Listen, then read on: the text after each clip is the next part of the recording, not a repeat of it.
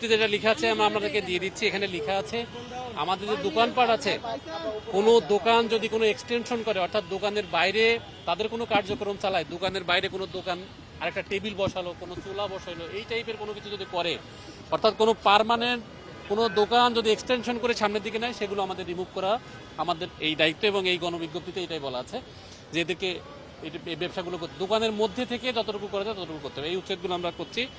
এবং রাস্তার উপর যে অস্থায়ী দোকান আছে, ভাসমান যে দোকানগুলো আছে, যার মালিকানা খুঁজে পাচ্ছি না আমরা দীর্ঘদিন যাবৎ বা 6 মাস ধরে আমরা এখানে দেখেছি দোকানটা রয়েছে, কোনো মালিককে পাইনি। তখন আমরা সতর্ক করেছিলাম আপনার দোকানটা নিয়ে যান, নেয়নি।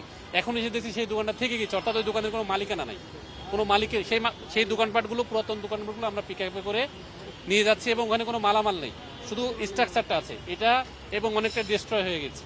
দোকানের সৌন্দর্য নষ্ট হচ্ছে, রাস্তার সৌন্দর্য নষ্ট হচ্ছে, এগুলো আমরা পরিষ্কার করছি। আমরা জরিমানা করেছি, কয়েকজনকে জরিমানা করেছি। আমরা অভিযান মামলা দিয়েছি, ভিডিও মামলা দিয়েছি রং পার্কিং এর কারণে। এবং আমরা অভিযান পুরোপুরি শেষ হলে আপনাদের বলতে পারবো যে কতগুলো মামলা। গণবিজ্ঞপ্তি দিয়ে আমরা বলছি, অনেকে অভিযান করতে আসলে বলে যে আমরা অভিযান সম্পর্কে জানি না, আমাদেরকে বলা হয়নি। আমরা আগে গণবিজ্ঞপ্তি দিয়েছি, আজকে অভিযান করতে আসছি, এরপরে অভিযান করার সময় আমরা হঠাৎ করে আসবো।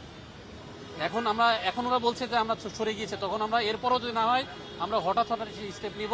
আমাদের তথ্য থাকবে, আমাদের সোর্স থাকবে, সোর্স দেবে, সোর্সের উপর বেস করে সেটা আমরা করে দেবো। আরেকটা তথ্য আপনাদেরকে দিতে চাই, আমরা কোনো মোবাইল কোর্ট না, আমরা মোবাইল কোর্ট ছাড়া হচ্ছে আমরা সামাই ট্রায়াল করতে পারি। আমরা হচ্ছে বিচারিক জুডিশিয়াল ম্যাজিস্ট্রেট। সেক্ষেত্রে আমরা যে এখানে বসে সাজা দিতে হবে এমন নয়।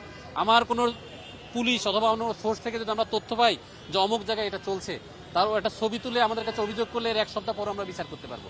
আমরা ইনস্ট্যান্ট আমার সামনে ঘটনা ঘটতে হবে এমন কোনো ঘটনা নেই। এই ঘটনা যদি 5 দিন আগে ঘটে থাকে, অর্থাৎ আমাদের এই আইনকে, আমার বিজ্ঞপ্তিকে লঙ্ঘন করে কেউ যদি দোকান দিয়ে থাকে, এর 1 সপ্তাহ পরেও আমার কাছে অভিযোগ করলে এর বিচারটা আমরা করতে পারবো, যদি প্রমাণ আমাদের কাছে থাকে যে এখানে একটা ছবি দেখেন উনি অনেক সময় এই দোকানটা দিয়েছিলেন।